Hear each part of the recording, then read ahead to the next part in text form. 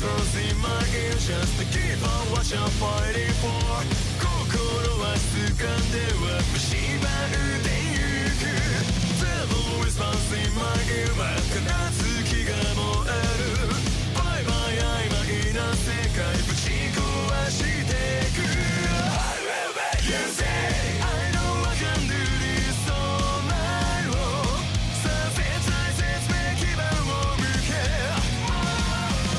You see I know I can do this all night long さあこの世の終わり一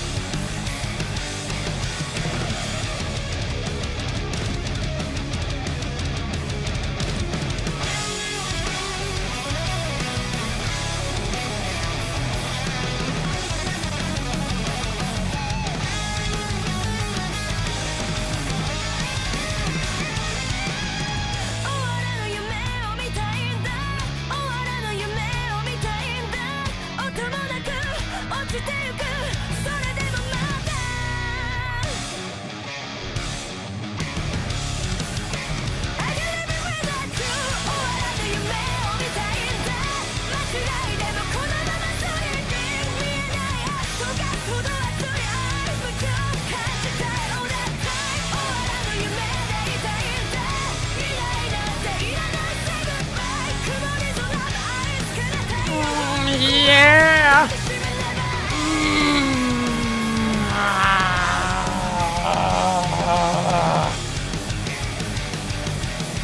That is how you start a morning.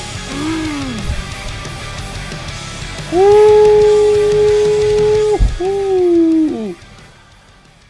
What is going on, everybody? Mr. Turnip. Actually,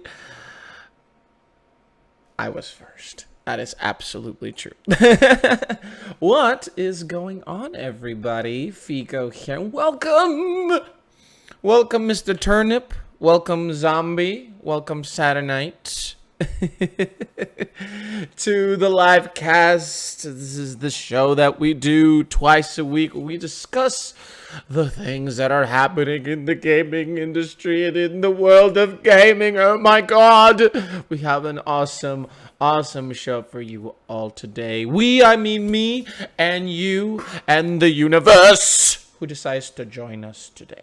So, well, how do we get started? Well, before we begin, there's usually a couple of things to discuss, but LOL was zoned out this morning, Mr. Sexy Fist. Aww, thank you. Everybody's been commenting about what happened to the beard. Oh my god, what happened to the beard? What happened to the beard? And I was like, look, guys, there's no drama. I just kind of wanted to shave it. I get through these lazy periods, and I was like, you know what? It's getting kind of wrangly. I'm going to work. I don't look that good. And of course, I think what made it more possible was that somebody thought, oh, look, it's Keemstar. I'm like, no. Keemstar is a lot more uniformed and like trimmed, and I'm like, nah, this ain't Keemstar. This is like ghetto Keemstar, what we got going on here. So it's gone now. I'm gonna try to make it. Well, I'm happy that you like it, Zombie. I'm happy to be happy to have made people happy. That's the point.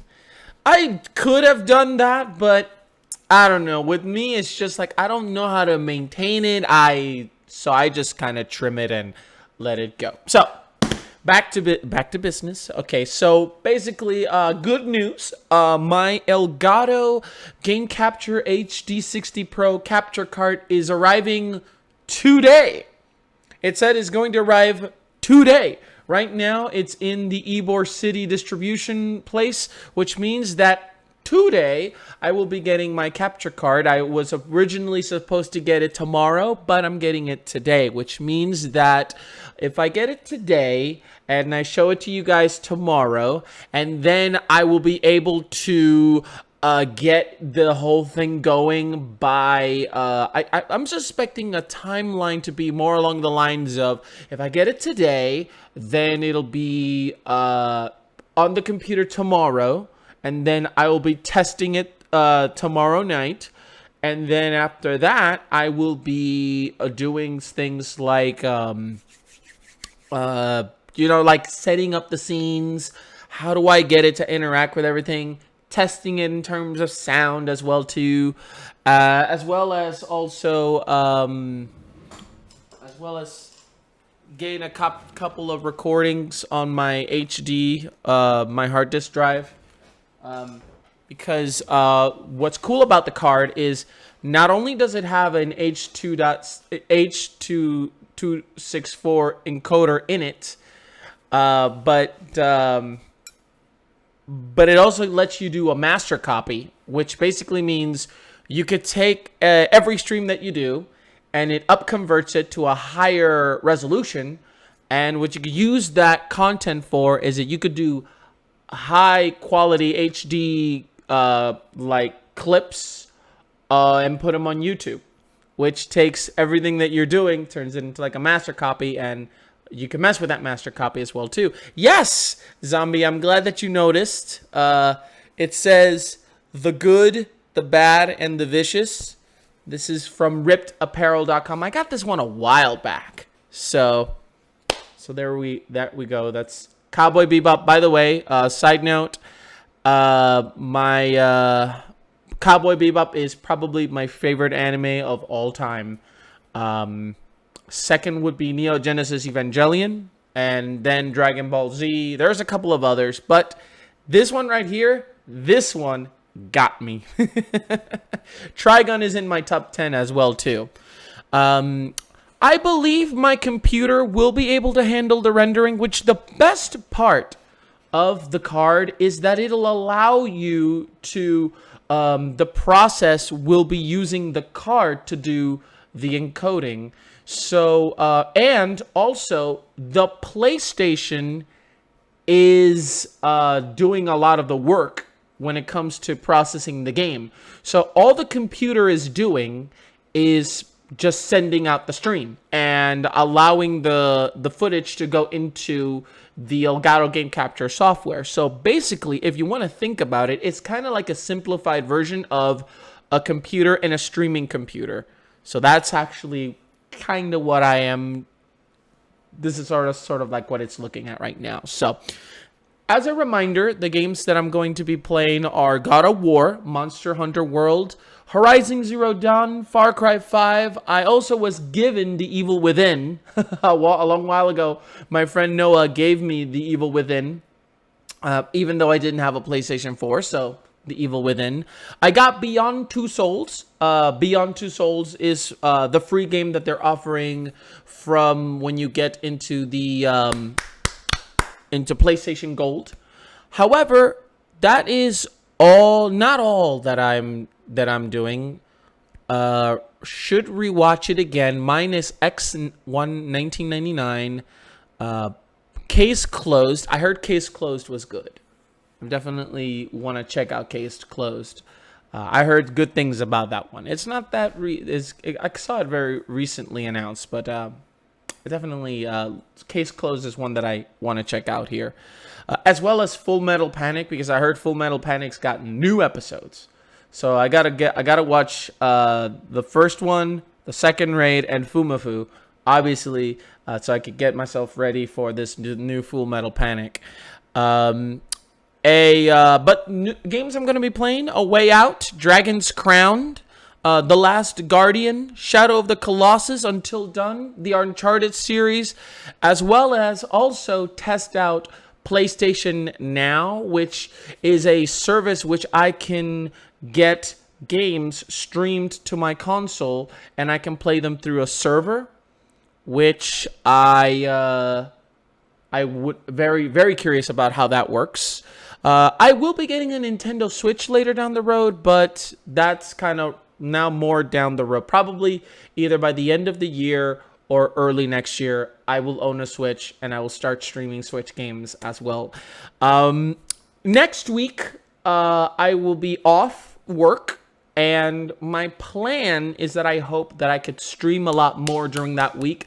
However, since Noah and Ann are both coming to visit me, Noah, Vision2499, and Moonstrike Lily, Ann, they're both coming to visit. So there's a good possibility that I'm going to spend more time with them than I am going to be spending time doing this. But I'm going to work around them because I do want to... I want to spend most of that time just doing stuff, just fun stuff. But if there's opportunities for me to stream more during next week, it's going to be used. The times that are going to be done, I don't know. My goal is to be able to do a little bit of everything that week. However, the schedule for next week, it's going to be a little different. But I am planning on doing like longer morning streams. And maybe if I could get Noah here and we could both do streams together, that would be sweet. Rapes Fico's live game cast with anime talk. Welcome to the anime livecast. Today we are here to talk about my favorite animes of all time. Trust. What's funny is that my mom is super supportive of what I'm doing, and she says you should review movies. Ryder, you have changed. Why is that? Ryder, you have changed. And there is Ryder, 3 days. What's up with you? 3 days. What's up? There he is. There he is. 3 days, and I'll be seeing that man right there. Ryder, you've changed. But anyway, enough of the gallantry. Let us begin with the biggest news of the day, and that is the Nintendo Switch Online service. Remember that about a year ago, we were talking about, not us, we didn't talk about this ever, but around the time when the Switch was announced, they said that the online service, the service that allows you, the online service basically allowed you to play games online. First it was free, but then they said a year later it was going to change to you have to pay now to be able to go and see and play these games online, which means that by September 2018, if you do not have this Nintendo Switch Online, which it means that basically you will not be able to play games like Mario Kart 8 Deluxe, ARMS, Splatoon 2, and other games that are coming out. Now, I'm a little worried about this because you give this all for free, and now you're suddenly kind of making this all sort of like, okay, now we're charging for it. I don't think even Xbox was like that. I don't know. Remind me if I'm wrong or right here, but I think Xbox has sort of had that trial version as well too. Maybe not. I tried to watch Black Clover, but I couldn't take the screaming. Keep watching Black Clover, Cyber, because I heard that it gets better later. It is kind of jaunting, but it's but I think it gets better. No, what I meant Saturday night was if it started out free or did it start it with paid service from the beginning. That's what I meant. Nintendo had always had free online service, but now with the Switch being that, getting distracted by all the shaving talk. Oh my god. But anyway, we will not be talking about manscaping this morning. But anyway, they revealed very recently the details that go into the Nintendo Switch Online, and we were going to go through them little by little. First off, obviously, you get to play online. Second of all, you get a service that's called the Nintendo Entertainment System Nintendo Switch Online. Now, basically, what this does is that it allows you to play classic NES games anytime, anywhere, according to them. TM, copyright. If you say this, we will kill you. However, one of the coolest things... well, thank you, Saturday Night. Thank you. I don't know what part you're talking about me shaving, but we're just going to assume you're talking about my face. But anyway... I lost my train of thought. Fuck. Okay, so basically, here's the thing. With the Nintendo, it basically allows you to play NES games. But the best part is that apparently they're going to add online play for the first time. So that means that people will be able to play games like tennis, like Donkey Kong, like Super Mario Brothers. Theoretically, games that are like Dr. Mario, Ice Climber, games that are like for more than two players. This is going to mean that you could actually then now play these games with other people online, which is very, very, very cool. And it's really, really awesome. Unfortunately, I don't know what that means for the Virtual Console. But basically, we actually are going to be talking about the Virtual Console in a little bit. But yes, that's when Victor told me about this part, when I went to help him with the streams, that was the part that got me the most. That apparently that it was going to be like this thing where you could turn classic NES games into multiplayer games.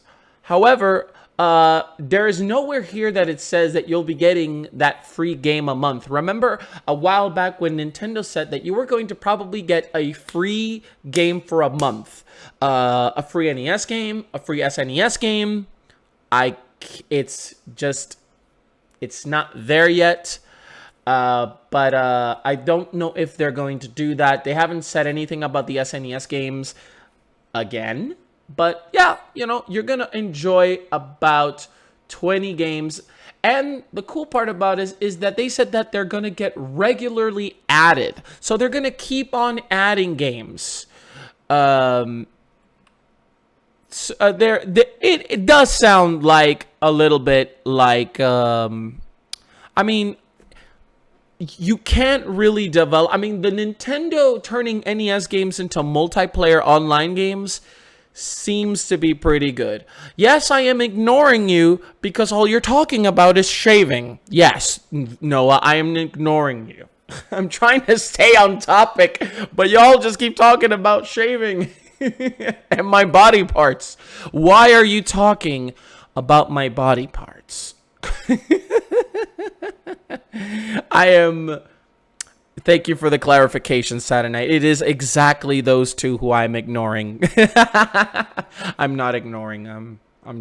I'm aware of what's going on here. So, but back to what I was saying. Okay, so it's not so original because the other stuff is like an application, an online app, which is very similar to very much like what the PlayStation application is kind of like. Well, thank you. Thank you. My God, you guys are so awesome. And oh, we have a Cindy, Victaru's wife is here with us here. Z Lizardy Art. She's up there. She's starting to do Twitch. So welcome her, please. She's up here. And yes, it is too early to talk about shaving body parts. But anyway, a lot of this stuff is pretty basic. Save cloud data, save data cloud backup. It is stuff that you've seen other people do. And of course, special offers. That's kind of something that's, you know, expected. However, the plans are what's kind of interesting. This is where I think it could also stand apart from them. So you got an individual plan, which basically it's $4 a month. It's $8 for 3 months, and best value for your price is $19.99 for the whole year. So basically, you have to pay $20 a month in order to get the Switch Online services. And you have a really cool family membership that basically allows you to have up to 7 other people to join the family group, and it's all $34.99. So how can you purchase this? You can go to the Nintendo eShop or to Nintendo's actual website, and you could shop and purchase the plans there. No word as to whether or not we could actually, you know, you could do this separately or buy it at a store. But let me hold on 1 second, guys.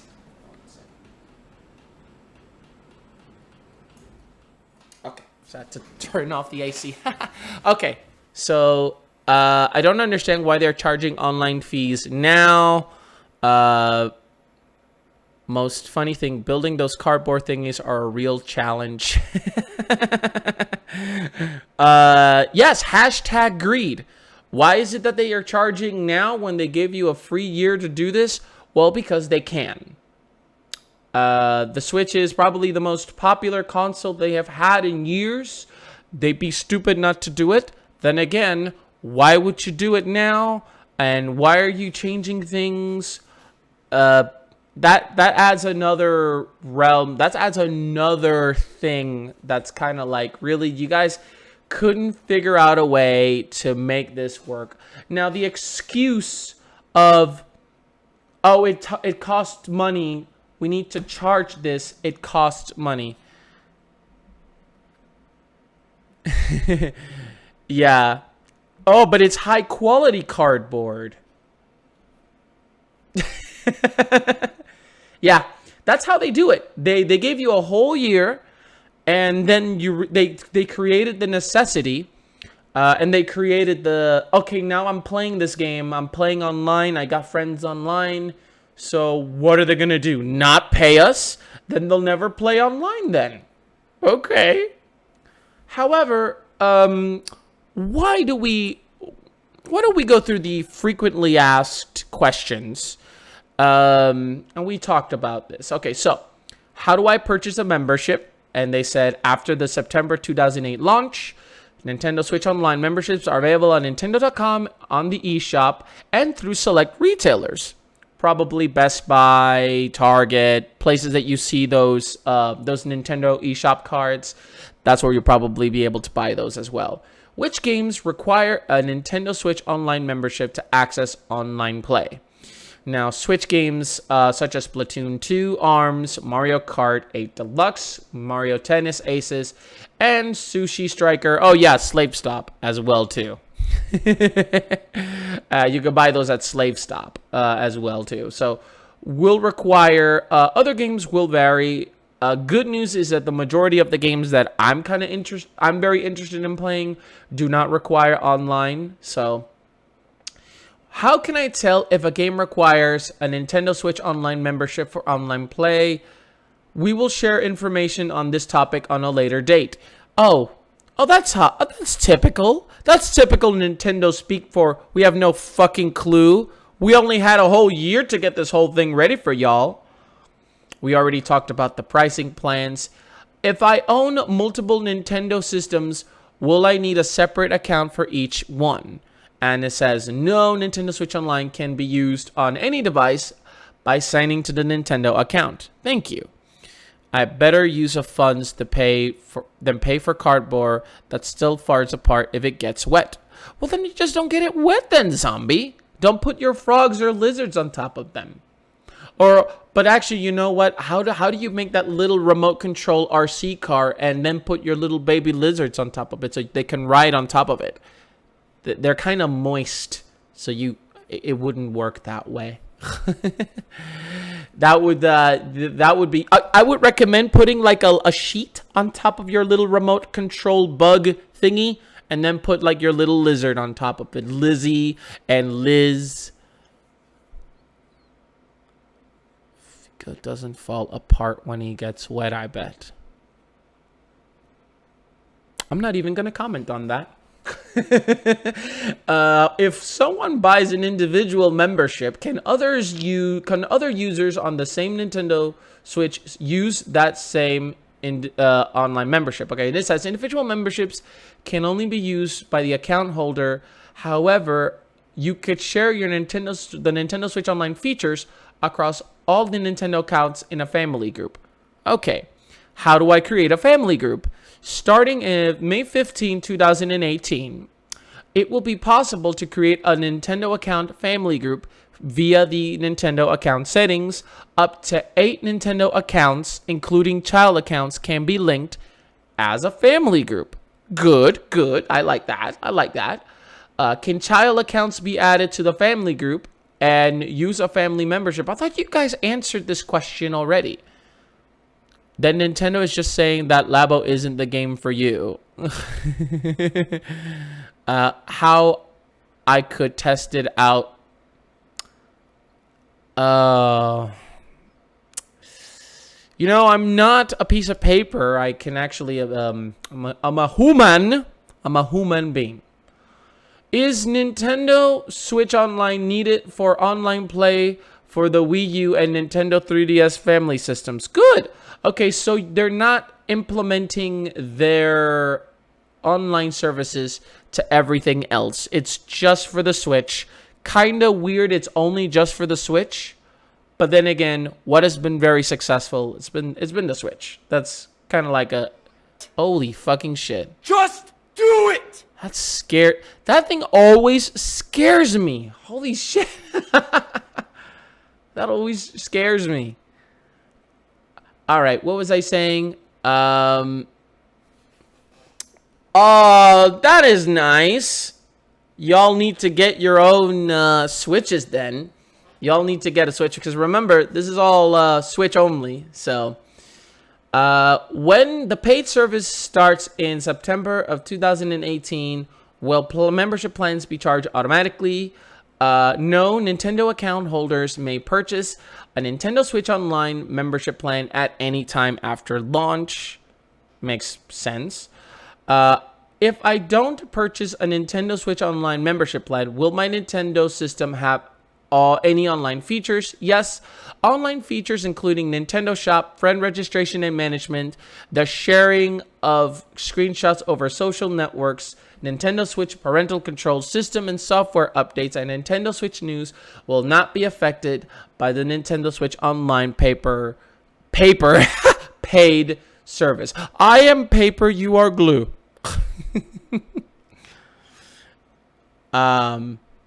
Oh yeah, because you need that fix, don't you? You can't go on vacation without you playing Dankest Dungeon. But it's a bit sad that the Pokemon Bank is not included in the service. You still have to pay for Pokemon Bank. So basically, what this all basically amounts to is basically you're going to have to get this system, this account, this service if you want to play online. Does it offer pretty cool stuff? Hey, the NES stuff is pretty cool. However, it doesn't look like it's going to be too restrictive. It doesn't look like it's going to be too like for instance, like if you get PlayStation Plus, you get free games and all that stuff.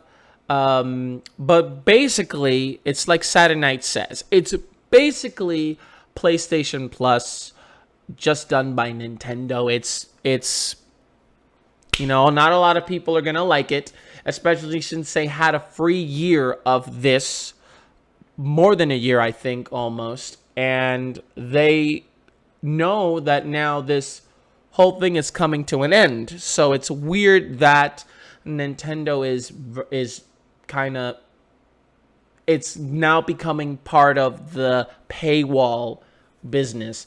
But the Nintendo Switch is far more successful. It's probably their biggest console to date. Well, not yet. But it is one of their best successes. So, I forget to switch to Chickle Bits to troll. Oh, okay. Okay. You must play an Abomination in Darkest Dungeon. Yeah, I got your text about that. I'm going to need to keep my eye out for finding abominations in Darkest Dungeon. Love that game. Now, my thoughts of this is it kind of sucks that they're now putting a paywall behind your online playing. It kind of sucks that now you have to have this service. But at least they're offering it cheaper, and they're giving you the option. They're giving you Nintendo games that you could play online. I do hope that we see more. We see it develop. We see it evolve into a better service after that. How it is now, I kind of can't justify paying for it. But if it does eventually become much better, I think I would do it. Because right now, the games that I want for the Switch, they don't require to be online with other players. It's just that you can get DLC and get it online and all that. But I do like the NES option, and I do like the price.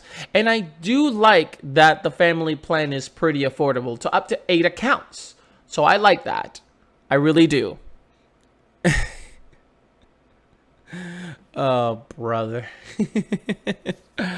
All right. And in Capcom is high on money news today, Monster Hunter World actually brings the highest level of profitability in they should give you that. Well, it's no secret that Capcom's Monster Hunter World, a game that I have here, is actually, I'm very excited to play it.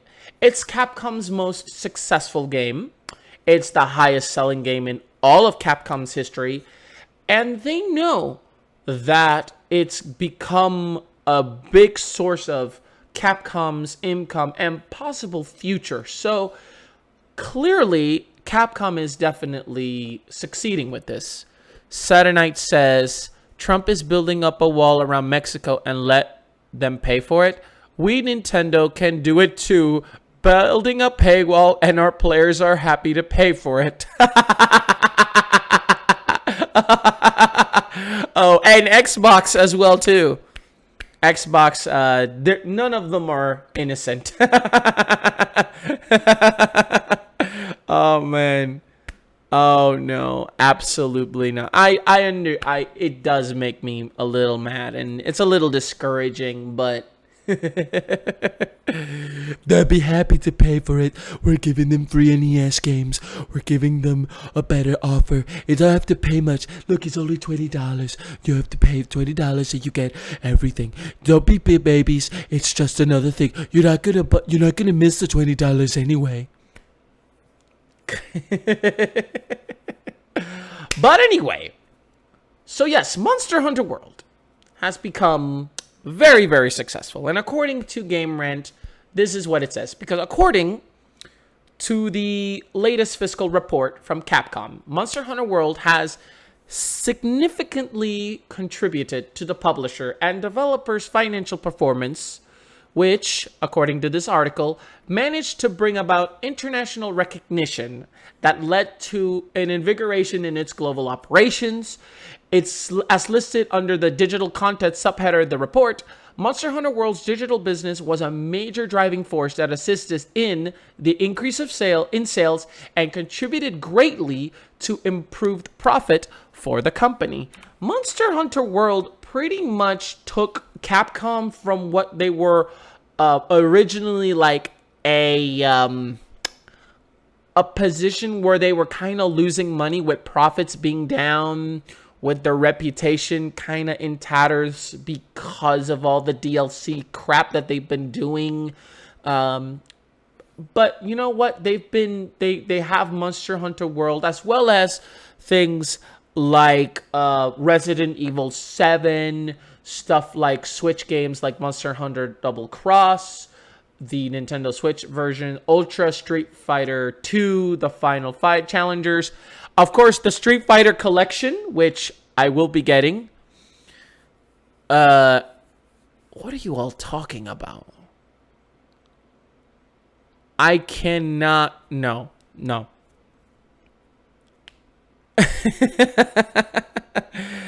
Yes. Yeah, we would miss him. Comedians would miss him, but you have to understand that politics are usually a haven for comedians to get comedy from. So his replacement will provide much more entertainment. Trust me. But yes, Monster Hunter World, very, very successful for Capcom, succeeded, and not long ago their profits were down, and Monster Hunter World's coming is still not over. We still have the PC version of this game coming out very, very soon. It's coming in the fall, and by then I will probably have to not get it because I'll still be playing the PlayStation version of it. Don't worry, guys. I will be doing Monster Hunter very, very soon. All the games are installed on my console, by the way. So I'm very happy. I'm very happy for Capcom. Monster Hunter was a recognizable brand of games that were, that were out mostly in Japan, very successful in Japan. It's only now till like Monster Hunter World became like an explosive success. And I'm very happy that many people are exposed now to Monster Hunter, and this definitely shows that Monster Hunter is going to keep on growing. It's going to keep on improving. We're gonna definitely get more games later down the road. It's gonna be great. It's gonna be awesome, and I love that we could we have an opportunity to to enjoy and embrace a game such as Monster Hunter. I mean, this is an awesome game. I can't wait to start playing it. I've seen it so much played in Twitch, and I'm subscribed to a couple of Monster Hunter how-to channels, like how to use the gun lands, how to use the bow and arrows, the every single weapon, builds. I mean, I can't wait to just get down and just dive in and just just dive into this game. I cannot wait. I am so ready for that capture card to get here. And I'm going to so love playing that game. And the events that are happening, those events are actually really cool. The events that you can get stuff like from the Devil May Cry games, those Mega Man skins that you could get, like that's actually really, really cool. So during the election, my general regard for the American population went way down. I told my wife there weren't enough stupid people to elect him. I think everybody. I don't want to turn this into politics, but I think my friend Noah definitely has a point. but like what I could definitely say is Capcom is gauging the success of this game. They are totally engaging this thing, and they're looking at it. They're looking at the success of Monster Hunter, and they're going, yes, this is what we want to do in the future. This success is, we want to repeat it.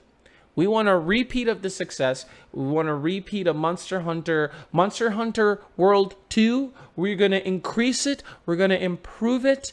We're going to do a whole bunch of great things, new things for it. Monster Hunter still has a lot to offer. I can't imagine that we're going to be getting... I can't imagine that it would stop now. I think we're going to get so much more mini events. Trust me when I tell you, there's actually something that we're going to talk about a little later in regards to Monster Hunter, which I think is actually one of the coolest things that could possibly happen, which involves maybe crossovers from other games as monsters, but we'll get to that in a later bit. My friend Saturday Night tells me so much about Monster Hunter. I've gotten really excited. I played Monster Hunter World, Monster Hunter 3 Ultimate on the new 3DS. It's one of my favorite games on this system, and it feels like I've barely scratched the surface. It feels like I've barely done... Oh! Thank you! Zombie, thank you. Oh, and the puppies are cute! Oh my god! Frankers. Oh, they're so adorable. Thank you. Really appreciate it, Zombie. You're awesome. Oh, I just want to snuggle them. But yes. I think our chat is turning a little political. But that's okay, because that's y'all want to talk about that. That's awesome. You're off to bed. No. Well, if you're off to bed, well, thanks for coming in and dropping by, Zombie. Hope you have a nice nap. It is super early, looking at based upon what you've told me on your time zone. But anyway, very happy for Monster Hunter and for Capcom, for the developers, for the directors. And yes, I still want an art book with the Monster Hunter creatures. If you want to learn how to draw creatures, you gotta learn from the people that make those games. It's incredible. So, okay, and in fuck you nostalgia news today, the Nintendo Switch won't be getting a virtual console. Yeah, it's not very surprising, but yeah. Apparently, it has no plans to bring the classics, and going through this article, it looks as though we won't be getting that. First, every console since the Wii, we've gotten a virtual console. The Wii has gotten a virtual console. Wii U's gotten a virtual console. The 3DS XL, the 3DS has gotten a virtual console. Apparently, the virtual console was something that was apparently teased, but nothing's been said about it. But Nintendo's spokesperson has said that there are currently no plans to bring classic games together under the virtual console banner, as it has been in other Nintendo systems. And Saturday Night says, and we know why. Apparently, Nintendo is not getting the virtual console for the Switch, Mr. Turnip. I don't know why overall. Oh my God, Mr. Noah he hits the nail on the coffin every time. Cause they're making their money by charging people more for old games converted to Switch. That is a positively, I couldn't have said it better myself. Now, companies are still going to port their games to their consoles, but think about this. We just got into talking about the Nintendo Switch Online system that's going to offer you NES games that are going to be converted into multiplayer games. Imagine all of the Super Nintendo, N64, GameCube, and other older games that can be played multiplayer locally can be converted into online. Well, if you buy the game, then you only make one purchase of it. But think of all the revenue that they could get with the new online service if they make those games only online and only through a service just like that NES service that they're doing. I bet that the NES is just a test run because those games are the easiest and the least graphically intensive. So clearly they're gauging this market. If they do this and it succeeds and the NES thing works, I bet that there'll be more games from the other systems that are going to be coming out. But yeah, that would definitely make things better for them, Mr. Turnip. Yes, Cyber Turnip says that it would make everything much better for them. And Noah says that cost them a lot less to convert the game than to develop new ones. Yes, converting the game, if you're paying month by month, then you are playing this game and you're paying month by month this amount all the time to play this game, rather than just buy it once and then you don't have to play it. Mr. Mighty! Everybody say hello to the almighty Mighty! Almighty Mighty! Mokti! Oh, that's even better. Mokti!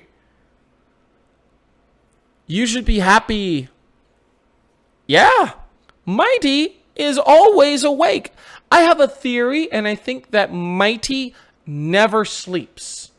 You have changed. Oh my God. Ryder, you have changed. I'm trying to talk about Mighty. Ryder, what's up with you? You've changed. He does sleep. What's up? Okay. Ryder, you've changed. Okay. Because me and him have become PSN friends. He's on my PSN friends list. I saw his trophy collection.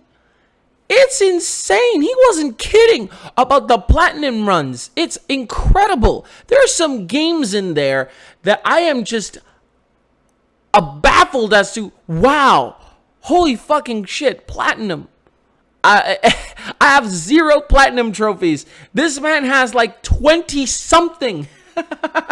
It's incredible. You're amazing, Mighty. You are super dedicated, and it's incredible. I am baffled. It's wonderful. Platinum trophy hunters. That's actually super fun to do. So, I don't think. Also, companies did say that they're going to be porting games to the Switch. So, although you're not going to get a virtual console, you are going to get classic games anyway. You're going to get classic games ported to the Switch by other companies rather than just put them into a marketplace on the Nintendo Switch and then get them there. So you are still able to get all those older games if the company chooses to make a Switch version of it and port it to the Switch. They're still doing that. Which is great.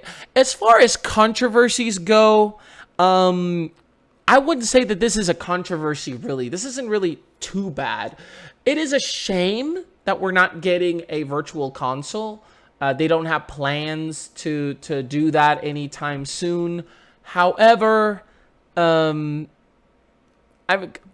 kind of shocked that they haven't implemented an achievement system. Yeah, you're absolutely right.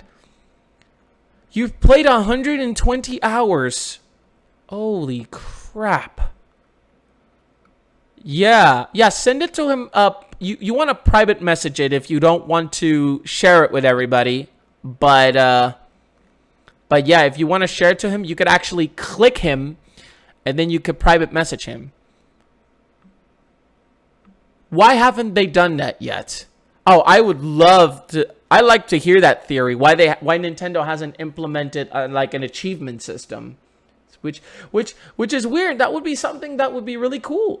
Because speedrunners tend to play Nintendo games a lot to speedrun. So you'd think that you'd want them to do achievement hunting as well too. That'd be sweet. Speedrunning, achievement hunting. That'd actually be pretty sweet. However, when it comes to the no virtual console, it is a shame. It is unfortunate that we are not getting a virtual console for the Switch. They could always change their mind. They could always see the demand, but unfortunately, I think that they want to push this NES. They want to make this online service that in which they could offer like the NES Switch service, and they'd be able to offer the other consoles later down the road. I do think that that's the reason. And also, I think that they see that they haven't been really that proactive in their past attempts with the virtual console. They're just not interested. Vanch! Mr. Vanch is here! Mr. Vanch is here! Saturday Night says, maybe because Nintendo doesn't like competitive system of having trophies, so Nintendo still sticks to the in-game only achievements. It's not that they don't do this. Oh, okay. As long as you have a PS profile, you have a PS profile by default without setting it up. Oh, man. But anyway, yeah, he's right about that, too. So, Vanch, how are you doing today? How's it going? How are your studies coming along? You doing good? Mr. Vanch is studying very, very hard, guys. So, and so is Noah as well, too. We got a bunch of students with us here today. So, so no virtual console, but whatever Nintendo's probably doing, it's, you know, we'll have to just wait and see. We're probably going to get more details on E3. I wish that we had more details now, but E3 isn't that far away from us, so we won't have to wait too long. I am freaking out. I got my math results, and I can't muster the courage to tell my mom. Oh, no. Oh, no. Aw. Darn. Do it! Oh, my God. Just do it! Jesus.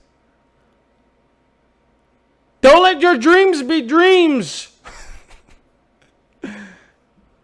That's kind of an omen right there. I would just do it. because it's just gonna fester, and well, it is they're gonna find out. But I would just let them know it'll fester. It'll suck if it was bad, but it's better to just rip that Band-Aid out really quickly and then just get it over with. Because trust me, if you don't tell them, they're gonna probably find out anyway. So it's better if you and you could talk about it and address it with them as well too. So I hope that that's the case. I hope that it was just that you didn't get it as high as you wanted, but you passed.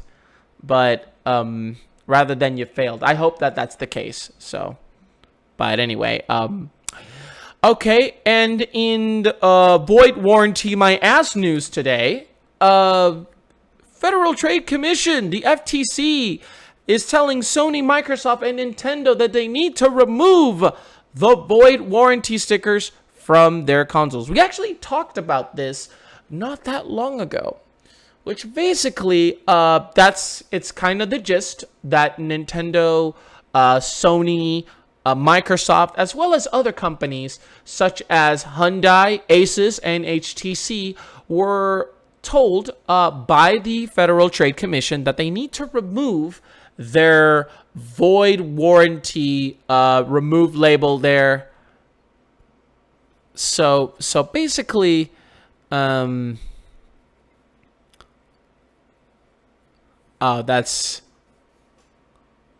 exactly. I love that. I love that advice from Cindy. She's killing it. You know, one test that you don't get the desired result does not mean that is the ultimate desired result. And you know what? When one door closes, another one opens. That's a good piece of advice as well too. It's just one test does not determine everything. And it's a shame that most people here in the US education system do standardize and make everything about tests, and it's very badly. But let's not get lost from track. Okay, so the FTC said that the three gaming companies were guilty of violating something that was called the Magnuson-Moss Warranty Act from 1975. Now, in short terms, basically, how it works is companies are forcing or tying customers to certain entities. And there's no such thing as what they call authorized and unauthorized repairs. Whenever you open up a console and they tell you that you're voiding your warranty, apparently, according to Magnum-Moss Warranty Act of 1975, that's bullshit. You could so totally open it and do that, and that's weird. It didn't play it. It must still be on cooldown. But anyway, but basically, according to the void warranty stickers that are, if you look at your console, there should be like a little sticker. An example would be, this is the back of a PlayStation 4. You will see that there's these little labels here that says that if you open this console or you try to repair your console yourself, it violates the warranty and it voids it. And if you open the console, you will not be able to return it.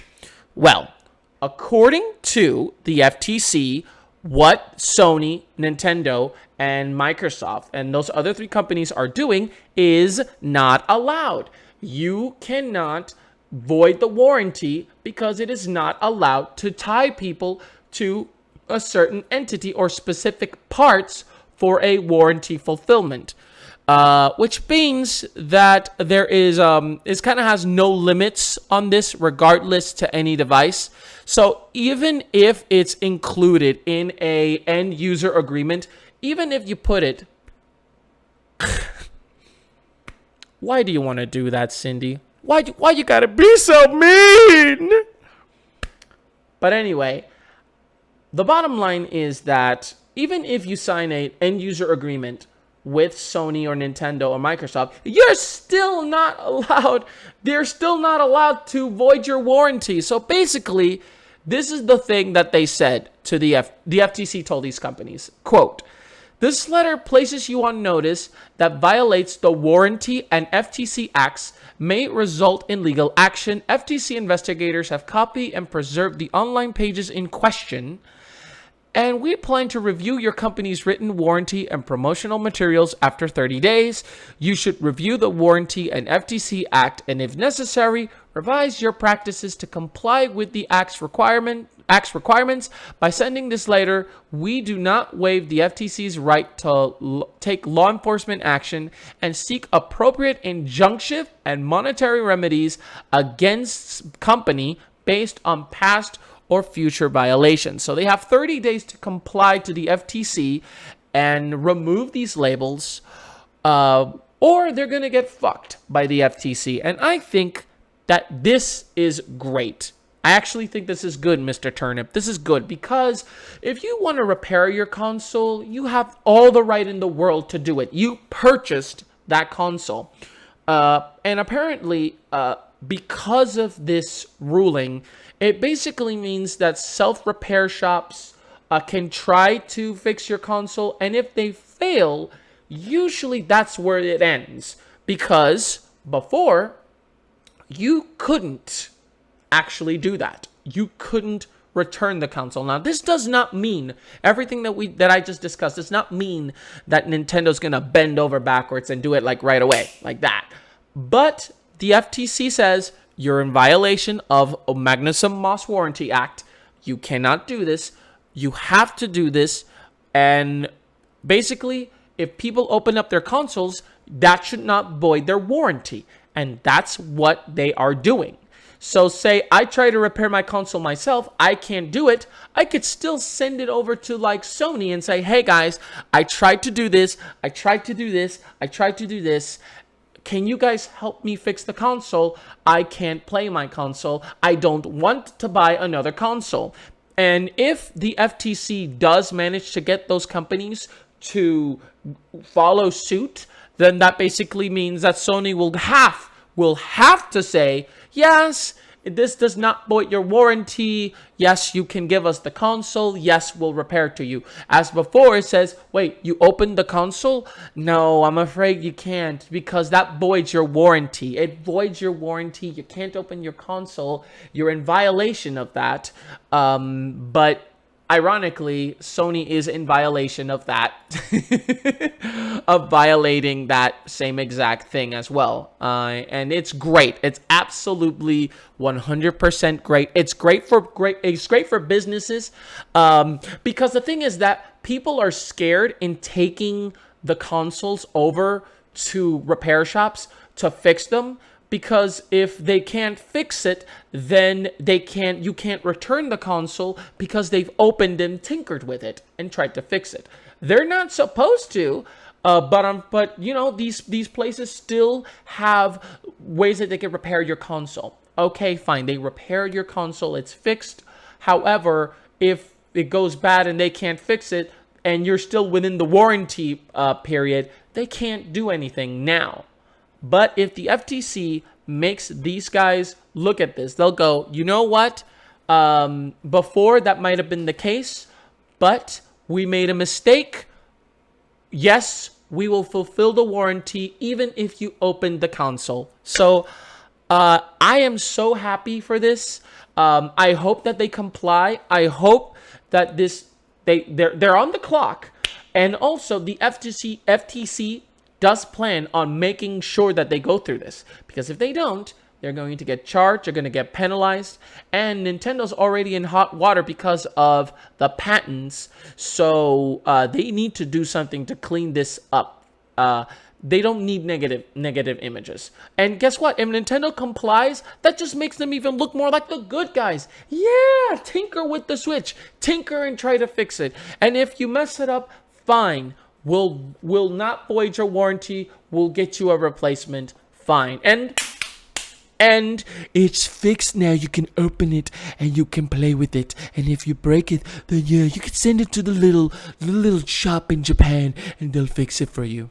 I love Japanese people. Everybody should go to Japan. The sushi is great. I love the sushi. I am part Japanese. And in NRA is gay news today. The NRA, the National Rifle Association, is blaming video games for violence yet again. Oh boy. Dear Lord. I guess we're gonna do this dance again, aren't we? Let's put it a little music here for a second here. Why aren't my sounds working?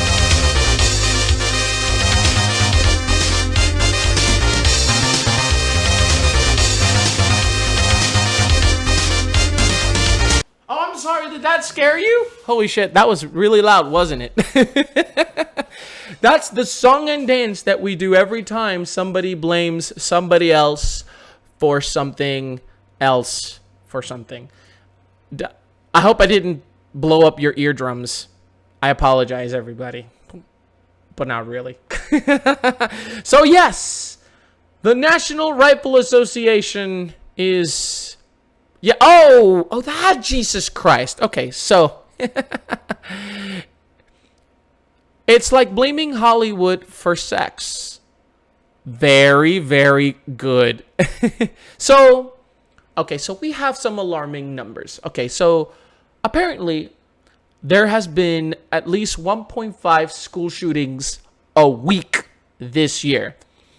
Obviously with Stonewood Douglas, the Parkland school shooting, the stuff that happened again after that. Yes, it is terrible. But David Grossman, who is an NRA speaker and a pro-gun enthusiast and activist, quickly took to blame. Now, there was an annual conference that the NRA held, and David Grossman quickly went to blame popular culture and especially blame video games. So this is exactly what Mr. Grossman... Oh, and this is adorable, isn't it? Isn't this adorable? Look at this. Look at this little girl at the NRA with what looks like this is an AR-15, doesn't it? It's got the American flag in it. It's probably got eagles somewhere there.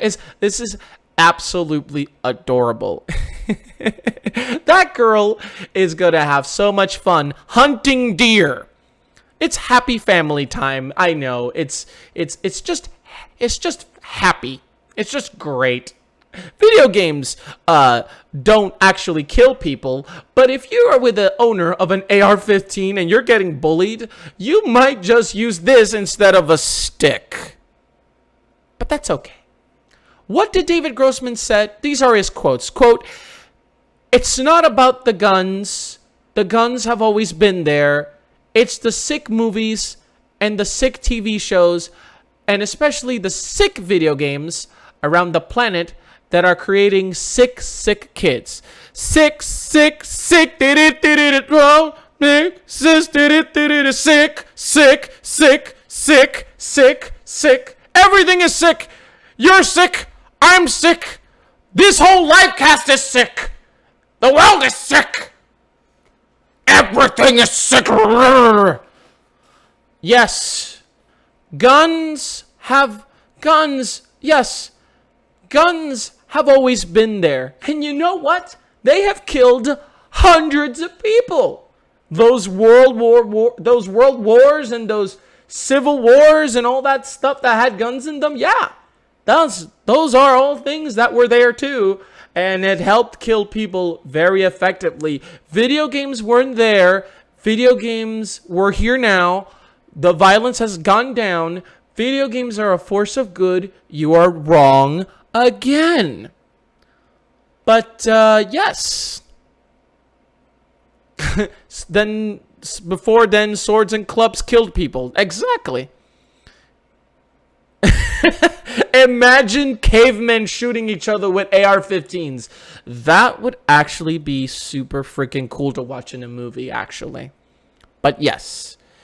But yeah. Are we going to take away guns from the army and make them fight with sticks? That would be funny if instead of fighting each other with guns. They'd be fighting each other with sticks, and the opposition would have sticks too. And like, oh, get off me, ew. But yes, it's all about shifting the blame. Guns could be the cause of this, but they always shift the blame because they don't want to accept the responsibility. Now, this guy, David Grossman, actually even wrote a book. He wrote a book that said, "Stop teaching our kids to kill." It was in 1999. And this is a quote from the book. It said, "Around the planet, children are committing crimes like no one ever seen before in human history." Are you sure about that? It's not about the guns. Nobody's trying to take your guns away. The guns have always been there. It's the sick movies and the sick TV shows, and especially the sick video games around the planet that are creating sick kids. And of course, people have, they've brought this up again, time and time again. And trust me when I tell you, it is a broken fucking record constantly, time and time again. Okay, it's always been like this with culture. Every time something comes up and it's great and it's popular, always the naysayers are always looking at it like, oh no, don't go after it, don't do this, don't do that. No, it's the TV that's doing it. It's the comic books that is doing it, and they're very quick to judge. And I don't know. I mean, for some reason, the NRA and gun owners that are on the NRA and gun enthusiasts and pro-gun activists and gun lobbyists are always trying to push this narrative whenever there's a school shooting that happens that is not our fault. But and all the time they always get told, no one is taking the guns away from you. You own the gun. If you pass the test, you're not going to get that gun taken away from you. That would be stupid. They don't want to do that to you. But they put this fear, and they put this image of, you know what? People that own guns are not the crazy, stupid people. This is who owns guns. This is the majority of the people that own guns. It's girls like these. They just want, some people, I mean, yeah. Bombay, Saphir, you want some, I don't know what that is, Bombay, Mr. Bombay. By the way, welcome, Mr. Bombay. I actually don't know what that is, so. And guess what? But you know what? When they make the argument of video games are bad, children like this are going to grow up to be killers, that seems to be kind of illogical. They're saying, oh, not all guns, guns are not the problem. Guns are not the problem. They shout it to the top of their lungs, and guns are not the problem. But guns make it easier for people to kill other people. You know what doesn't make it easier for people to kill other people? Video games don't make it easier for people to kill other people. There's no evidence. We keep on bringing it up, and they never learn. Always blaming, shifting the blame. The proof doesn't matter either, because proof has been there for decades. And yeah, and it's all the time. It never changes. And the NRA always just kind of pushes things away. Well, I'm glad that you're here, Mr. Bombay. I hope that you like your visit. We will try to make it fun. We'll try to make it happy. Even though we're talking about guns and it is kind of depressing. Noah says, people will kill people with anything if they really want to. That's very true. Pretty much, I'm just talking about how there's this guy from the NRA that's, again, saying that video games are the reason why sick kids are becoming sick kids or stuff like that. And people can kill people all the time. I mean, like, nobody is saying that guns is going to be taking away the guns is the solution. We have to do this. We have to do this. but technically, yes, you can do that as well too. Okay. And in LOL is Emilicious news today. Riot Games, they're the developers of the League of Legends games. They're Emmy winning. Riot Games won an Emmy. They won a sports Emmy for their 2017 World Championship broadcast, which I think it's like the most freaking coolest thing ever. That is super awesome. Look at the video clip Gambino it's about America and guns. Are you talking about Childish Gambino? I heard is it Childish Gambino? Actually, he actually released a song called This Is America. I'm going to have to check that out. But anyway, Riot Games have become the winners of the Sports Emmy for Outstanding Live Graphic Design. Now, in 2007, man, I'm going to check it out. I'm going to write it down. I'm going to check out, because I like Childish Gambino. I like Childish. He's pretty cool. I think This Is the Internet was the last album that I heard from him. Actually, I actually really like Childish. America Gambino. I'm gonna check that out. Thank you, Mr. Bombay. I'll definitely check that out.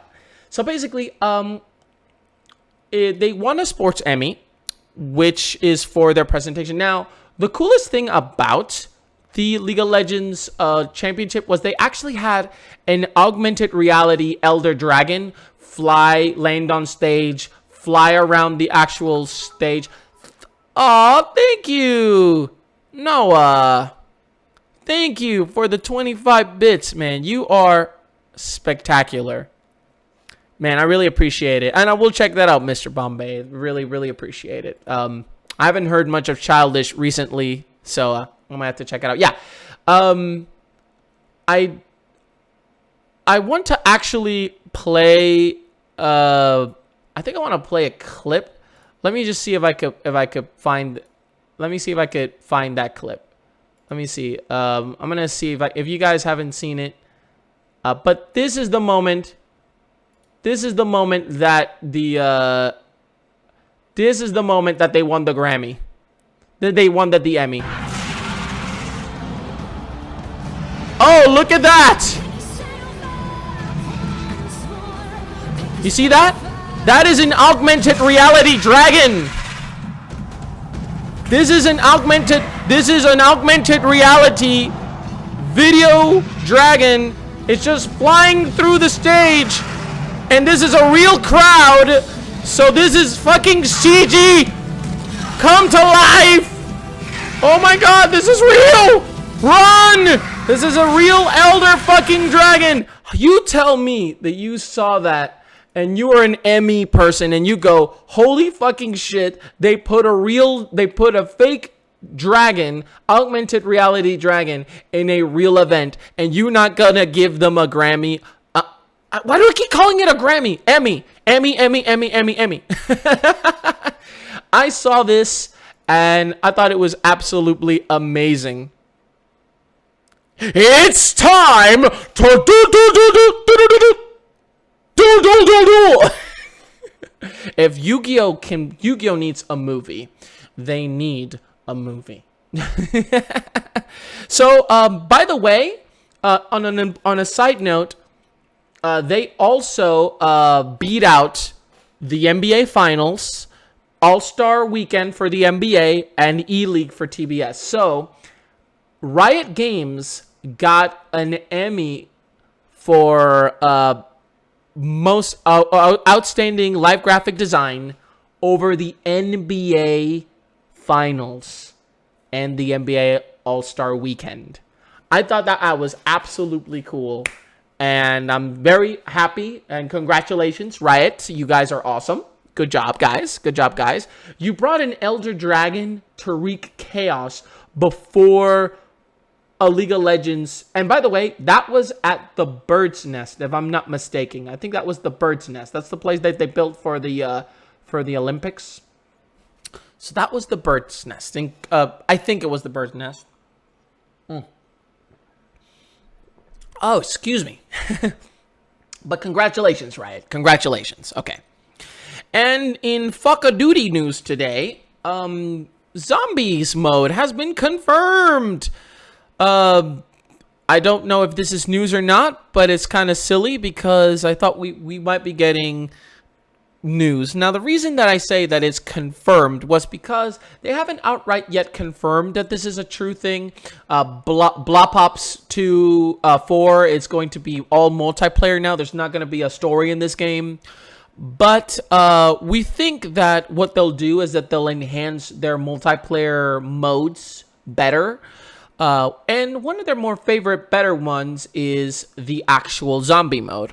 Now, it wasn't yet confirmed, but then again, this little tweet that was put in a bit... Enhance.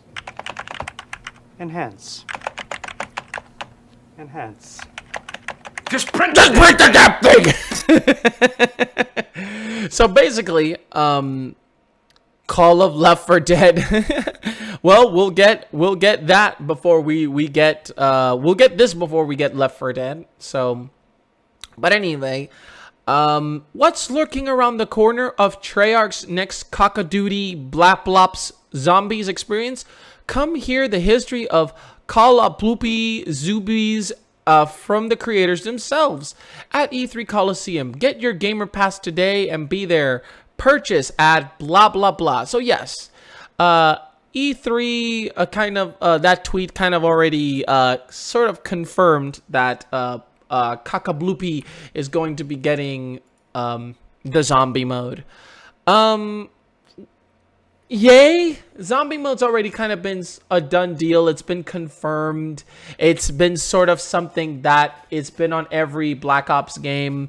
Now, the questions are, if this game, Cock-a-Bloopy, is going to be all multiplayer, you would think, what were the enhancements? Last zombie mode, I heard it wasn't that good. It was kind of lazy. It didn't get put too much effort in when it was in World War II. You would hope that it is probably the only thing that would make some people actually go to it. Now, remember, they did tease a Battle Royale game mode, and they also teased a hero Overwatchy feel to it. We'll have to wait and see. It's obvious. We're getting a trailer reveal this month for Black Ops, and we'll have to see. We'll have to wait and see. There's going to be no story. So, Cock-a-Bloopy 4 is going to be just people killing each other online, causing school shootings. You better call, what is this fool's name? Oh, yes, David Grossman. God damn it! Every year, it's the same thing. They release a Call of Duty game and more people die.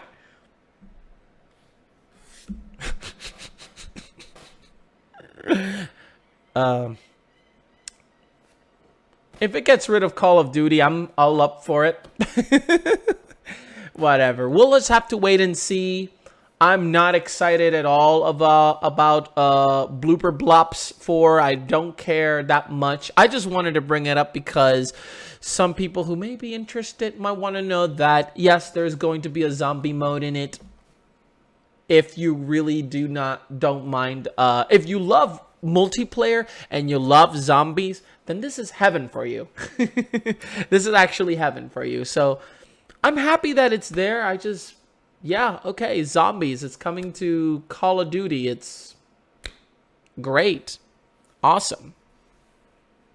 I'm not sure I care that much because I haven't cared for Call of Duty in a very long time. But I'm sure that power players would love that power through these games would definitely love to get this game. So, not really much to say about that other than yay. If you are a fan of zombie mode, then yay. More Cock-a-Bloopy. Black Ops 4. The blooping. Blooping forever. And in holy fuck is Thanos news today, yes, we didn't think we'd get past of one of these live casts without talking. We do not judge. Saturday is absolutely right. We don't judge. If you love bloopy bloops, then this is great. But yes, we didn't think we'd go a week without talking about Battle Royale. But guess what? Fortnite just revealed, it actually is out already. There is a Avengers Infinity Gauntlet mode in Fortnite. And this thing is actually kind of amazing. So, of course, we are getting some cross-promotion, adding some stuff to promote Infinity War. And, by the way, no spoilers for Infinity War, please. I don't know if everyone here on the chat has actually watched it, so.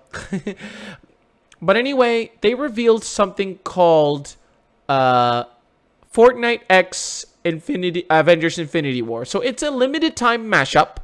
And basically how it works is that if you get into the mode, the Infinity Gauntlet will just drop like a meteor, and one player gets to use it.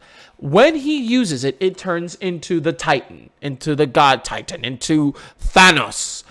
And as Thanos, you get 700 HP, 300 shield, and while you can't regenerate HP, you do regenerate shields by killing other people. And you won't have the ability to build things, but you have abilities such as a punch combo, which it says here is a strong set of hits that can damage enemies and structures. You could smash, which crushes the ground, dealing AoE damage. You can do a beam, which fires a beam that does direct damage to enemies. And you also have a leap, which you can leap into the air and you won't have any fall damage when you land. Now, according to the mode, if you get killed as Thanos, that means that the Infinity Gauntlet gets dropped, and then the person who gets the Infinity Gauntlet gets to get that and becomes Thanos, and the game essentially keeps going and going until either all 99 players are dead, and every person that's dead on the map, and only one person survives. Except that you do have this incredible ability to do become Thanos. And also, what's cool about it is that you will know where Thanos is all the time. You are going to know. This is basically it's almost like the Juggernaut modes in Halo, where you can become more powerful and more strong, and you get better weapons. And then when you kill the Juggernaut, you become the Juggernaut, or the Juggernaut just spreads out to become something. Yeah, it's like Catch the Crown, exactly. Thank you, that's even better. Except that here, whoever gets the Infinity Gauntlet gets an added advantage. So if you get the Infinity Gauntlet, you become Thanos, you become super powerful, and if you become Thanos, you're capable of just wreaking havoc and destruction all throughout the fucking land. It is incredible. Of course, this is for a limited time. This is kind of sort of like a limited promotional event, which I'm actually super curious. I would actually... Man with the golden gun, Victaru, exactly. It's like having the golden gun. That's perfect. Oh my god, I didn't even think about that. That's awesome. You shoot people with one bullet, and then whoever can get the gun and kill other people. Well, essentially that's how you win. That's how you win this game, and I am super excited. I'm actually gonna try see if I could play that. I'm going to enjoy the Fortnite craze, and I'm going to see if I can, if that would happen. I'm actually, that's a very cool mode. I really, really like it. I really like that Thanos you have the ability to play as Thanos in this game, wreak havoc, but at the same time, people will know where you are all the time. They'll see you on the map, they'll see you on the radar, you're not safe, and that makes perfect sense. You should know where Thanos is all the time. And I just can't wait to see just the whole 99 players just conversing. Like, you're here in this dot, and all of them are just coming in, and then you can then just do that AoE damage. Bah! and I will definitely try that. And hit a holy Brewback Brew news today. The Gears of War developers, Gears of War devs, want the Brewmock to be in Monster Hunter World. So for those of you who've never played Gears of War, oh my god, like Hunger Games, oh my god, I can't believe that Fortnite hasn't capitalized on the Hunger Games yet. Let's make this happen.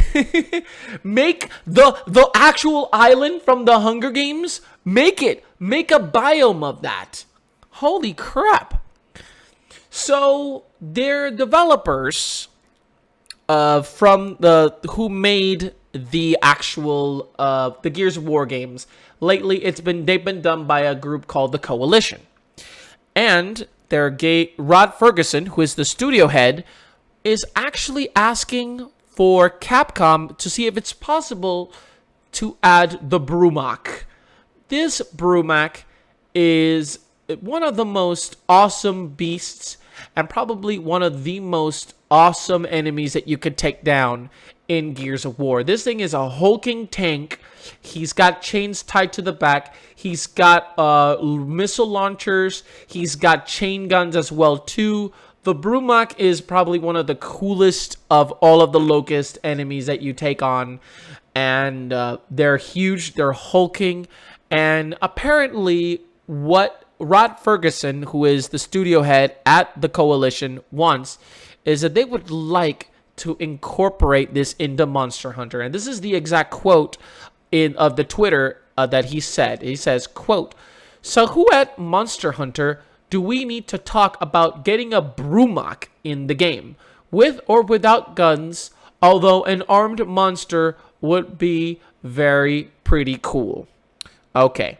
So basically, that would be something that would be very awesome.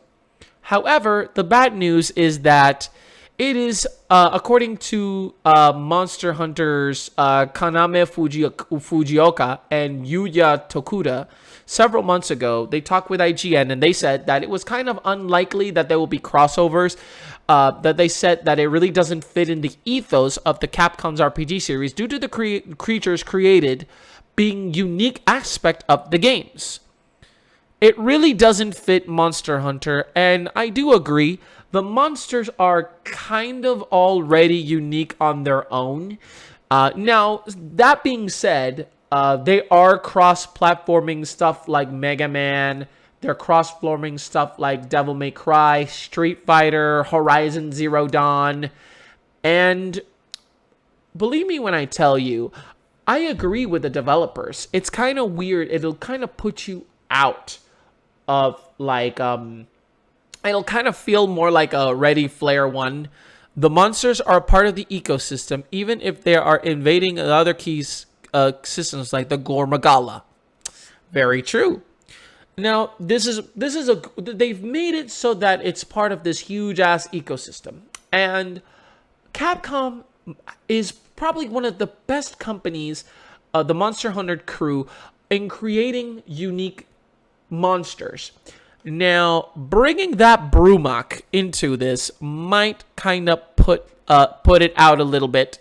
Might take us a little out of this, out of this world. But you know what? I have to admit that is super cool. So, if it was possible to put any beast that you wanted in Monster Hunter from anything, video games, movies, anything, what would you like Monster Hunter to have? I would like to have the Balrog from Lord of the Rings, Sandrigosa, which is the Lich King's dragon. I would love the Gravemind from Halo because screw it, it's a huge ass monster and it also talks to you. The Gravemind might actually be really awesome. I would like to maybe incorporate a Final Fantasy summon like the Leviathan, or one of those summons that you take on in the actual game. Like maybe Leviathan, because Leviathan is huge. So he could pretty much just be a monster hunt on his own. Or hell, the Adamantoise, that huge ass mountain, put that in your game. That would be pretty awesome. But that's just, but let me know what you guys think. If you could escape from the ethos of Monster Hunter, what monsters would you like to hunt in Monster Hunter? They could have it as a DLC packs. They could make a crap ton of money out of those that don't mind breaking the Monster Hunter experience. Yeah, as an option. That would be awesome. All right. And in E3 Showcase Hocus Pocus news today, unicorns. Oh, unicorns? Oh, man. Like Princess Celestia. Oh, my God. If you could kill Princess Celestia, that would be awesome.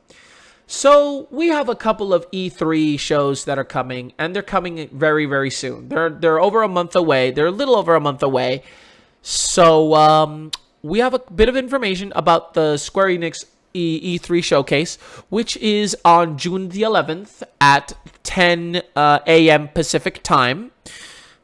Definitely check your clocks because we're not doing the conversion now. So, what's going to happen? So, what is it?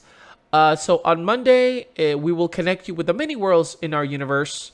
It's going to be in London at these times. London, Central Europe, and Tokyo.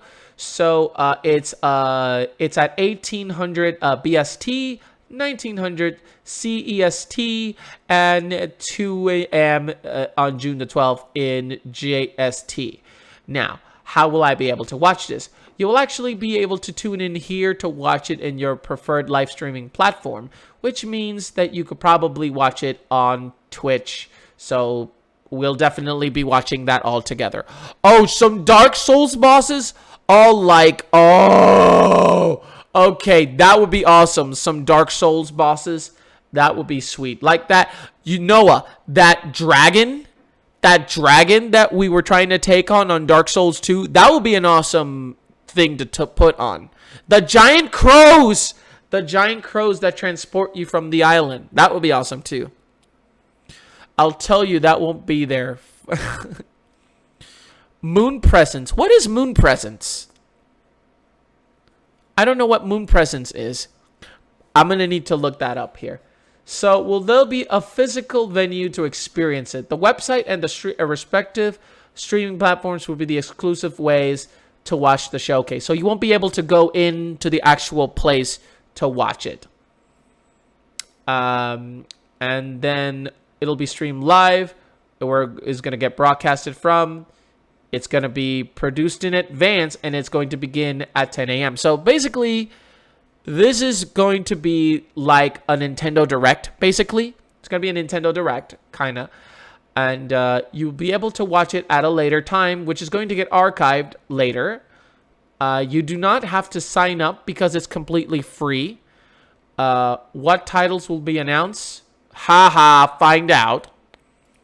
Languages, English and Japanese. Only Japanese.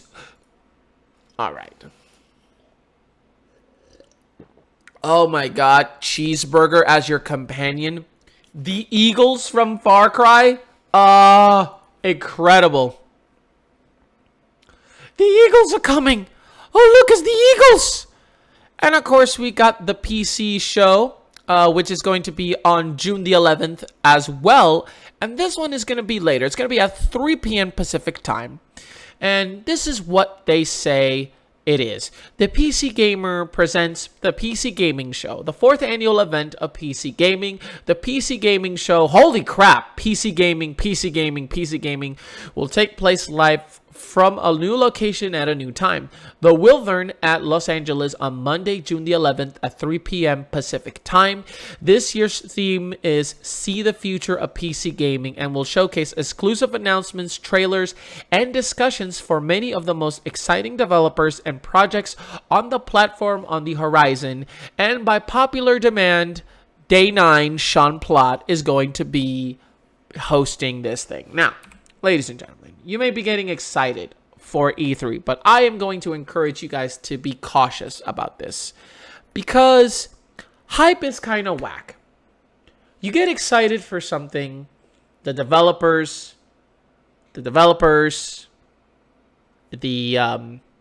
Yeah, day 9, actually.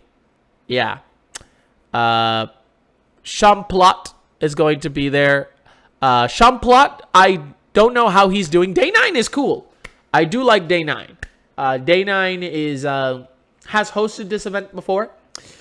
Sean has kind of bombed in the past. He's a nice guy in real life. Oh, okay. You're psyched about day 9. Okay, so Victor and Cindy are both fans of day 9. Day 9, if you don't know, he's a StarCraft YouTuber. He's basically he's very popular in the StarCraft scene, shoutcasting, analyzing games, kind of overall a nice guy. And he's hosting the event. He hosted it last year, and he's hosting it again this year. However, the hype of the games, you have to tone yourself down a little bit, because sometimes publishers and developers lie to you. They want you to get excited over their games. Now, I'm excited to find out. Oh, so now he's doing Hearthstone. Sean Plott hasn't shied away from doing other games, and it's no surprise. He's probably killing it in Hearthstone. But my you met him at MLG. Oh my God, I wish MLG would be back. I want MLG Orlando to return, and I hope that day 9 would be there. Maybe in Control. Maybe we get a Husky StarCraft cameo coming up. Where is Husky StarCraft? Jesus, Husky StarCraft has vanished. He's a software developer now for a indie game company. Are you talking about day 9 or Husky? Or In Control? Which one are we talking about? Who joined in the indie company? Which is really cool. That's awesome. But basically, it's a fair warning. If you see a game that's too good to be true, it's probably too good to be true. And it's going to probably get nerfed down. What companies do is that they get you really, really excited. I am going to be covering this, and I'll probably get excited over the games that they announce. However, we need to take a skeptical look and be careful, because we get ourselves super excited. And then the companies come and they let us down hard because they lie to us. No Man's Sky, Sea of Thieves, etc. It's going to get like very, very anger-inducing very quickly. So basically, I'm very excited. I'm very excited for the upcoming conferences. I'm very excited for the announcements. I am very excited that I want to be able to show you guys my reactions to these conferences as they happen. I'm probably going to get spoiled a whole bunch of stuff by my coworkers, because half of everyone who I work with is a gamer, and they're going to be paying attention to this. So, but I will be covering this. I will be covering the PC Gaming Conference, the Square Enix event, the Microsoft Nintendo Direct, the Sony Conference, and the Bethesda Conference as well too. EA's Conference, which I'm going to laugh. And I'm going to laugh and laugh and laugh. And I'm going to enjoy. It's always a comedic. And of course, the Ubisoft Conference. The Ubisoft Conference. How could we forget the Ubisoft Conference? It's probably the most hilarious thing of all time. The Ubisoft Conference is always entertaining. Aisha Tyler's probably going to be there again, not making us laugh. But you know what? I'm excited. I hope you're excited. But what I do ask is you want to be skeptical about it, because, well, keep in mind that, you know, the people who are trying to sell you the idea to get these games are people who want to make money off of you. So, and they've not always been the most honest with us. They've not always been the most truthful. They've often let us down. But you know what? Let's see what happens. Let's see what happens. I'm going to be watching both those shows on stream for all of you to see. And we'll be doing these. I'm very, very excited. I'm very, very excited. I can't wait. I used to do these impressions on YouTube. I want to see this. I would hope that I would get a schedule change that would allow me to do this. So, And in Lord Gaben's Church of Valve news today, Steam Summer Sale starts on June 21st. The Steam Summer Sale is coming, guys. Prepare thy anus. And, of course, I love the memes. Of course, we got Dirty Grandpa, like, dropping it like it's hot. Dropping it like it's hot. Praise be. There he is. And, of course, we have this. This is awesome. This one's awesome. Of course, there's Lord Gaben. And, of course, we've got this. Here we go. Gaben is taking your wallet here. I've been waiting for this. This one is awesome. This one is awesome. This is potentially a spoiler, but this is awesome. This is incredible. This is absolutely incredible. I love this.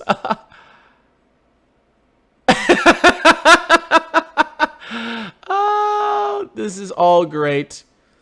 All of these are great. We are so happy that Lord Gaben... Oh, poor Simba. Simba is the wallet and our bank account. And the gazelle that is running up to kill us is Lord Gaben and his Steam Summer Sale.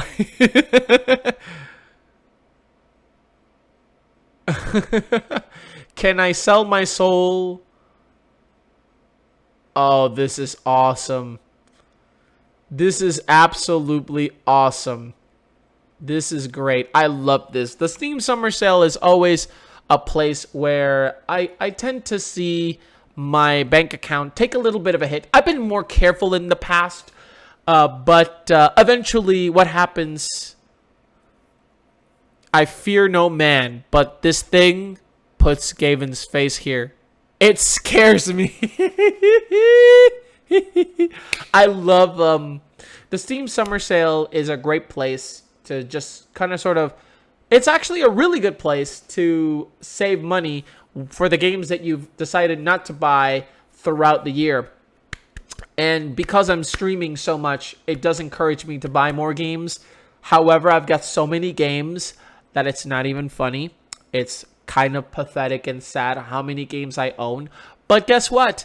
I'm streaming so much now. It's just, it's something that I enjoy doing a lot. There's so many games that I would like to play. I'm a variety streamer. That's what I want to do. And Lord Gaben, by the way, if you're, put your hands like this, please. If it's all right, please. So, Lord Gaben, O Father of all our savings, we praise you. We praise you for all of your blessings, for all of your savings, for all of your summer sale, winter sale goodness. May you bring us many blessings on June 21st. May you take it easy on our offerings. May you also not leave us goddamn bankrupt because of your good sales. It's not and it's not a curse against you, Lord Gaben. This is not a curse against you. But we praise you, and we hope that one day you will be illuminated and you will get people in a room and you say the words that we as gamers have been waiting for you to say for many, many millennia. And that is, guys, let's start working on Half-Life 3. Okay, bow your heads. Okay, in the name of the Steam, the dollar, and the holy Gaben. Gaben. Thank you. That was a good prayer. Thank you. And we hope that the blessings reach Gabe Newell, and we'll get Half-Life 3 announced this year at E3.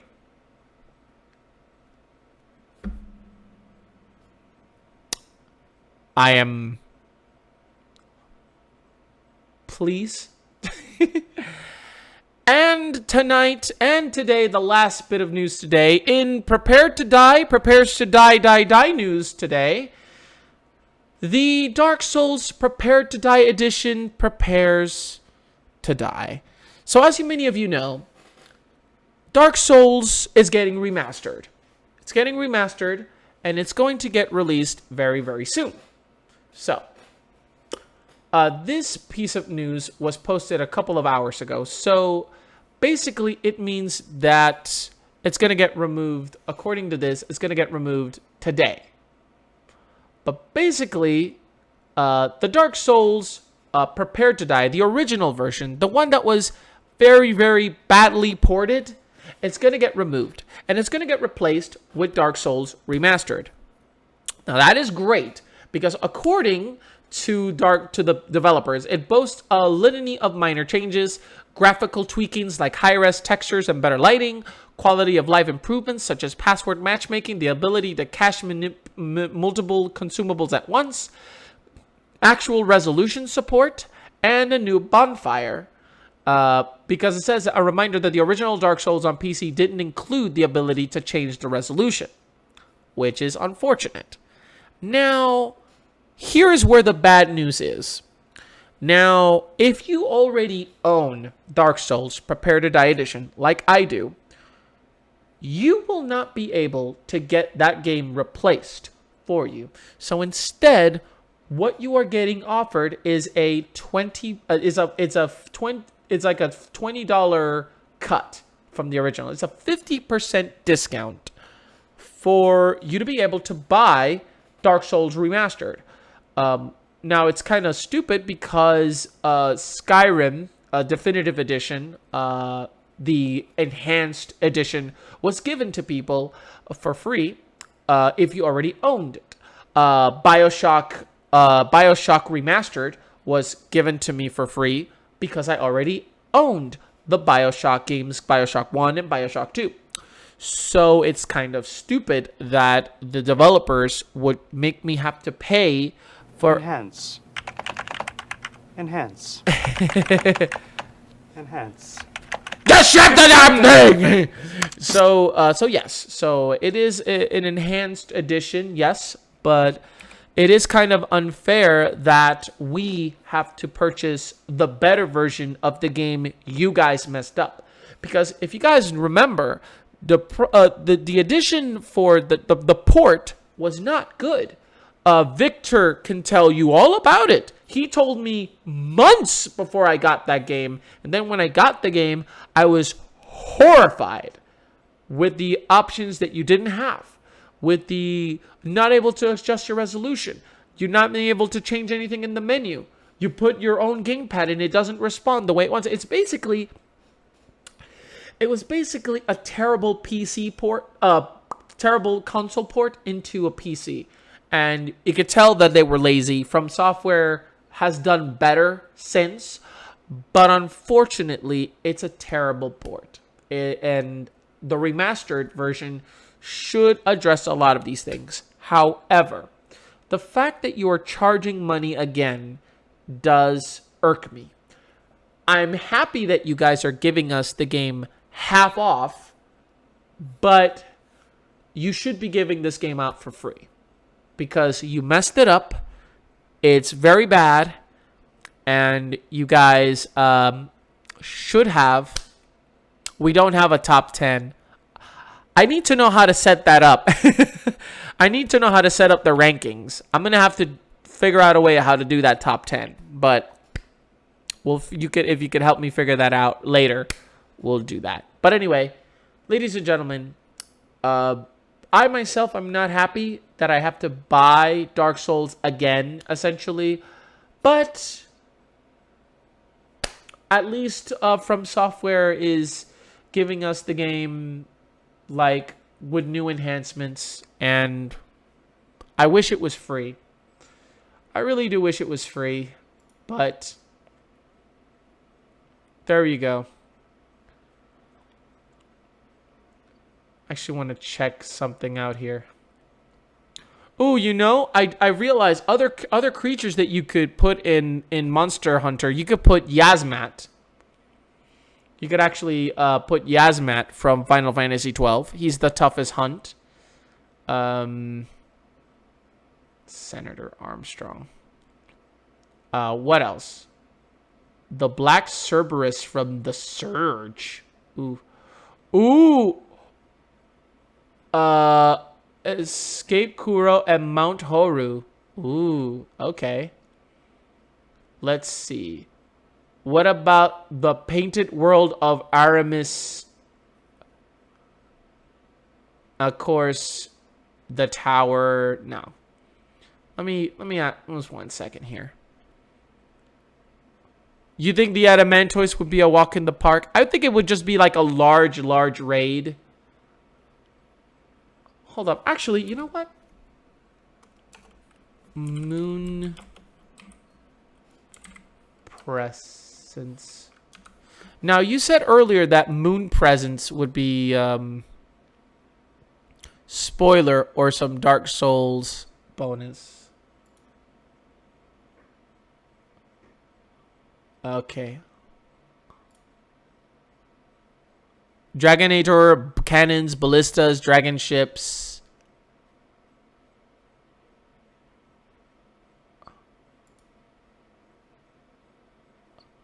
Let me take a look here real quick. I won't show you guys what Moon Presence is, but holy shit. Wow, Moon Presence looks incredible. Oh man, I won't look at what is Moon Presence. I'm just looking at the actual look of Moon Presence. Wow, that is a beautifully designed creature. I would love it if Moon Presence would be in the game. Like a bigger version of Moon Presence, that would be awesome. That would be super awesome. Get us Moon Presence here. So anyway, that's it. That was the last bit of news for today. So if you guys want to talk to me a little bit more, I've got to actually get ready to make my lunch. But if there's actually, you think Moon Presence it's big. It's a big, tall character. Okay. Bigger than your average Rathalos. Oh wow, Moon Presence is huge. For those of you who do not know what the Brumox are, this is what the developers at the Gears of War, this is what they want. Let me see if I can find a bigger one here.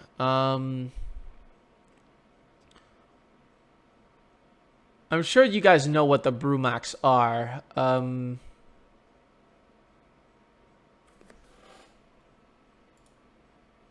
These are basically it. These are the Brumox. They are your Noah would love if Brumox were in the game, you probably I'd be super excited. I mean, I would love the Brumox. My computer died yesterday after my stream was done. On phone today, will paint all day. What happened to your computer? Your computer was just fine a few days ago. What happened? What happened? Oh no. Let's see if I can find another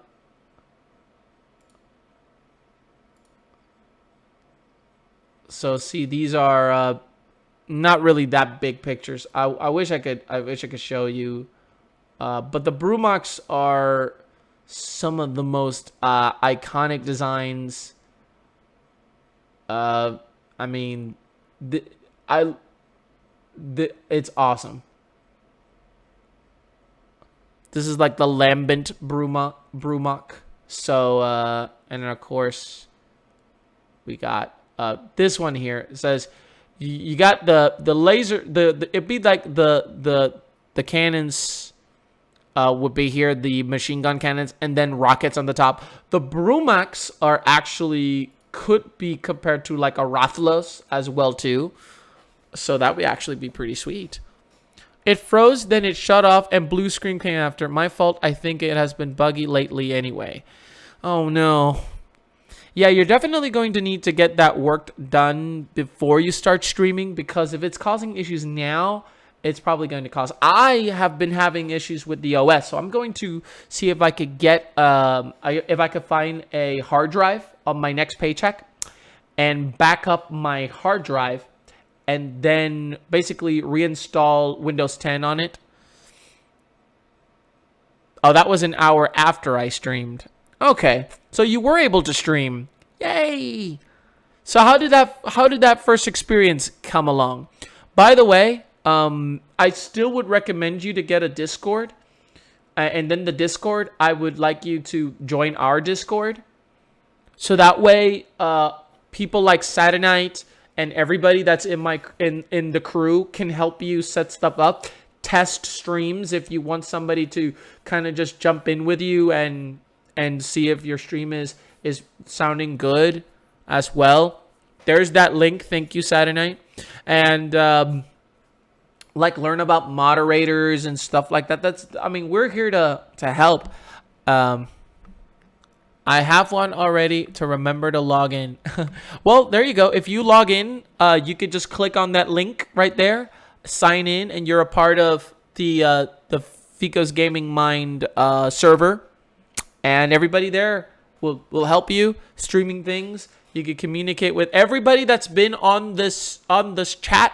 They're all there.